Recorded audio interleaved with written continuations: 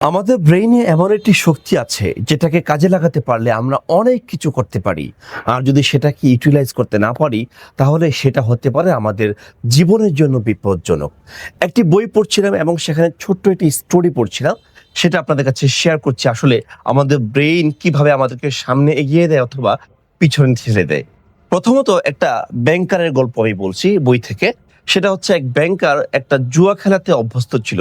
একবার সে হেরে যায় এবং তার সেই ব্যাংকের আন্ডার থেকে কিছু টাকা সে সরিয়ে তার লোন পরিশোধ করে।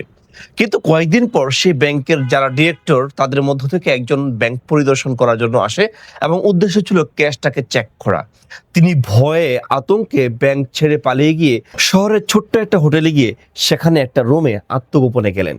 ৩ দিন পর তাকে খুঁজে পাওয়া গেল এমত অবস্থায় যে তিনি বিছানায় শুয়েছিলেন আর বারবার বলতে লাগলেন, আমি আর নিতে পারছি না, আমি মারা যাব, আমি আর বাঁচতে পারবো না, আমি আর সহ্য করতে পারছি না। এবং দেখা গেল যে ওই দিনই তিনি মারা গেলেন। তার মেন্টাল প্রেশার এবং তার ব্রেইনকে তিনি কমান্ড করছিলেন বারবার যে তিনি মারা যাবেন, এই জন্য ব্রেইন ওই কমান্ডকে অ্যাকসেপ্ট করে তার মৃত্যুকে কাছে নিয়ে এসেছে এবং তার বডিটাকে আসলে মৃত্যুর দিকে ঠেলে দিয়েছে।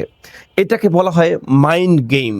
যখন আপনি আপনার ব্রেইনটাকে ট্রেন করতে পারেন এবং আপনি কোনো মেসেজ তাকে দিতে পারেন যে এটা আপনার দ্বারা সম্ভব, তখন সেই কাজগুলো করার শত উপায় আপনার ব্রেইন আপনাকে বলে দিবে। আর যখন আপনি হাল ছেড়ে দেন যে আমি পারবো না, আমার দ্বারা হবে না, ঠিক তখন থেকে আপনার ব্রেইন কাজ করা বন্ধ করে দেয়, আর কোনো উপায় খোলা থাকে না। এই জন্য আত্মবিশ্বাসী হন এবং সফল হওয়ার জন্য দীপ্ত প্রতিজ্ঞাবদ্ধ হন।